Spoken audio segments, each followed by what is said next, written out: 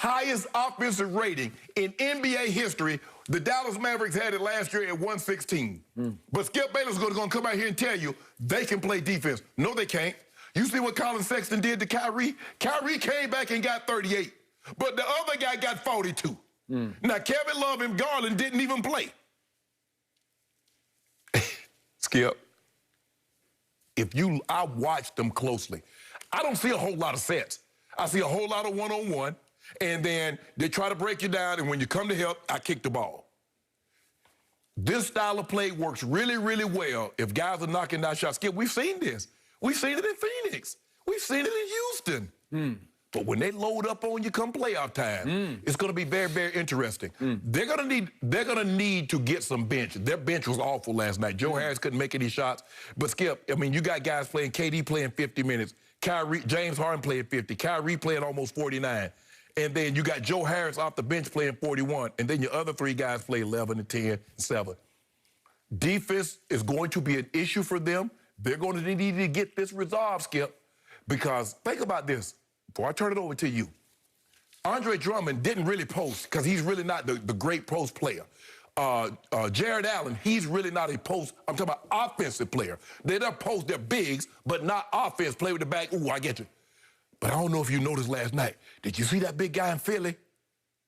He's going to punish somebody. He ain't gonna punish somebody. I mean, the guy I keep telling you is the best big man in basketball by far, not even close, and you keep saying no, no, no. Yo, now you're on his bandwagon. No, Skip. I did not. Hold on. How do you take me saying the guy in Philly is a load and they don't have anybody to deal with him? You saw what he did last night. This is the second time he's been over 40 with double-digit rebounds, 40 points, double-digit rebounds. I'm saying because they're so small, and they don't have a true post presence to defend someone like that, that could be a problem. That's what I'm saying. Defense is going to be a problem. Offensively, they're set. But defense, James Harden only got 2 shots in the first half. I don't know he happy about that. I don't know he happy about that. That ain't none of my business, though. Go ahead. You finished? Go ahead. I got to get a new TV because I saw an upside-down game from what you saw. Okay, I have no idea what game you are talking about. Okay. I saw the new greatest show on earth. This is must-see TV. This is hashtag nothing but nets. I saw an offensive tour de force, and I saw a head coach in Steve Nash, never been a head coach before, who just said, you know what?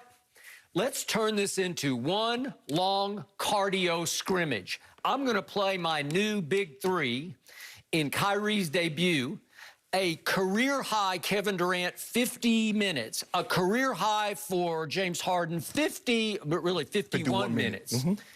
And I'm going to play Kyrie Irving 48 minutes and 22 seconds after he has been out for 7 games and was worried about his cardio coming back. Right? That's how many minutes I'm going to play those guys, and I'm going to play them all 3 because they just need reps. Right. And you wanted to win that game. It was against a team, the Cleveland Cavaliers, who are, they're the worst statistical offensive team in basketball. What did they do last night from the 3-point line? They made 20 out of 40.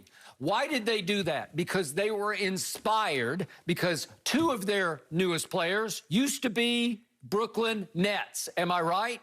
Did you see what Jared Allen did last night? He had 12 points and 11 rebounds off the bench. Did you see what Taurean Prince did for the Cavaliers last night? Inspired, 17 points and 7 rebounds off the bench. Okay. Did you see what Colin Sexton did? He went into the twilight zone of 3-point shooting in ways I have rarely seen. This was Klay Thompson-esque what he did, especially in the second overtime. So to your final point, I will go at first. That is that James Harden, clearly, he is an offensive genius. He said, welcome back, Kyrie. I'm going to extend you an olive branch in the first half. I'm not going to shoot it. James didn't take his shot until there was like a minute left in the first half because he said, Kyrie, you do it. And guess what? They came out and made their first 10 shots. And Kyrie was out of his mind in the first half and made 8 out of 10 shots. That'll work. So you had James just saying, Kyrie, you do this because we need you to be more of the two than the one. So I'll be the point guard. I'll initiate the offense, but you score the basketball, which he did at the highest level. So Kyrie didn't miss a beat. All that time off that he had, and everybody was all over him. He came right back, and he looked like Kyrie Irving, and he blended right in. And then in the second half, James said, you know what, maybe I should start shooting. And he began to shoot, and all he did was wind up with a triple-double.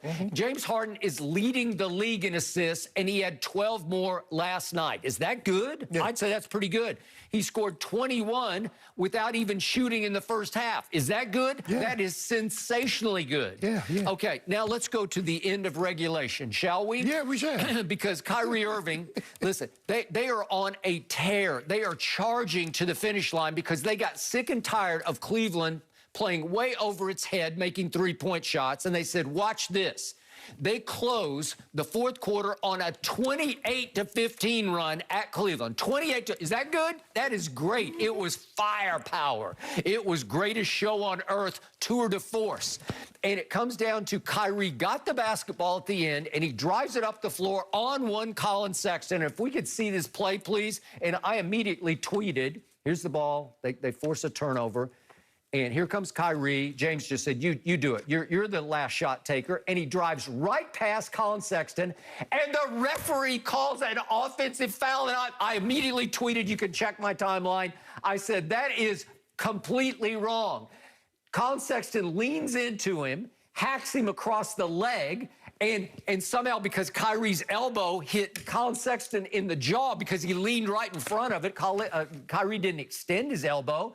They called an offensive foul and screwed Kyrie out of going to the free throw line with 2 attempts to make one to win the game. He had lost the ball anyway. No, well, but it's a foul. He slapped him across the front of his body and across his leg. And guess what they did? They go review it, and they say, whoops, we screwed up. We reversed the call. Well, guess what? When you reverse a call at the end of the game like that, guess what the result is? Jump ball. Yeah. You're still punished. You're still penalized. You should be at the free. If you're going to reverse the call, give Kyrie the free throws to win the game. And we wouldn't be having this conversation right now. It's a stupid rule. You know it, and I know it. It's the rules, Skip. Okay, and they got screwed. Okay, what about the Skip? What about the fact what if they didn't have the challenge system in? Okay, but I'm just saying it was a blown call. It was wrong, and I tweeted it, and I was right about it. Okay, so then we go to the end of the first overtime, and they're up 3. They played a great first overtime. It was... jumped out on them, yeah, and Cleveland walked them down. Well, they walked them down because Cleveland was shooting out of its mind when I'm looking up at Larry Nance making 3-point shots. You making my point, Skip? Look at this first overtime. It's tour de force's scoring. So they should have won it. But what does Steve Nash do as a first-time head coach down the stretch of this game, last few seconds? Colin Sexton had the ball. You just foul because you can foul him and with literally no time left on the clock. Just foul him. Just go ahead and foul him before he goes into shooting mode.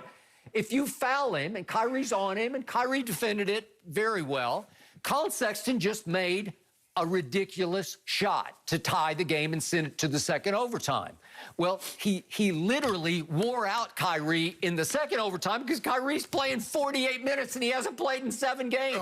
And I'm saying, Steve, look, if you know, do you know Bruce Brown? I keep raving about him. He is their designated defender. He is 6 feet 4 inches tall out of the University of Miami. And again, he should have been on Colin Sexton for portions of each of the overtime. Let Kyrie have a break. But Steve Nash is just trying to get the big 3 in rhythm in a close game just so they can figure each other out. But Kyrie's legs had to be dead. He hasn't played in what's it been, going on 3 weeks? But you're making my point. You keep telling me, you do realize that the Cleveland Cavaliers got up 109 shots. They made 56 of them. That's 51.4%. They got up 43s. They made 20. That's 50%. You're making my point about the defensive end, Skip. Right, but you keep talking about offense. You won't mention the game. They locked them up and locked them down the stretch of the fourth quarter. I just showed you 28-15, and they got screwed on the last call, or the game's over. Skip. I'm sorry, it's over. They scored. It should have been over. They should have won it easily at the end of regulation by saying that's enough. Skip. You can't ask assholes. What have you been telling me about James Harden? He's fat. Well, how did he play 50 minutes last night? He must have lost 15 pounds last night. Skip, you keep telling me that they locked him up, but they had 62 points in the second half. They scored 4. After you jumped out to a 6-7 point lead in the first overtime, they walked you down. And then they scored 20 in the second overtime. You keep talking about offense. You keep talking about 38, and this one had 39, and this one had a triple-double. The other team scored 147 points. Guess what they scored in the fourth quarter? It's 26. Guess what they scored in the second half of the fourth quarter? 15.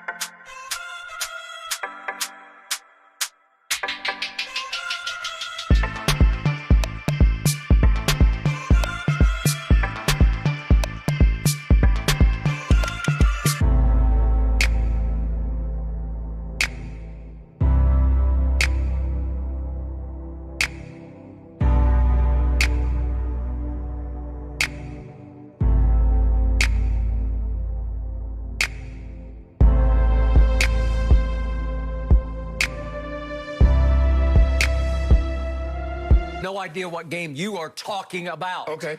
I saw the new greatest show on earth. This is must-see TV. This is #NothingButNets.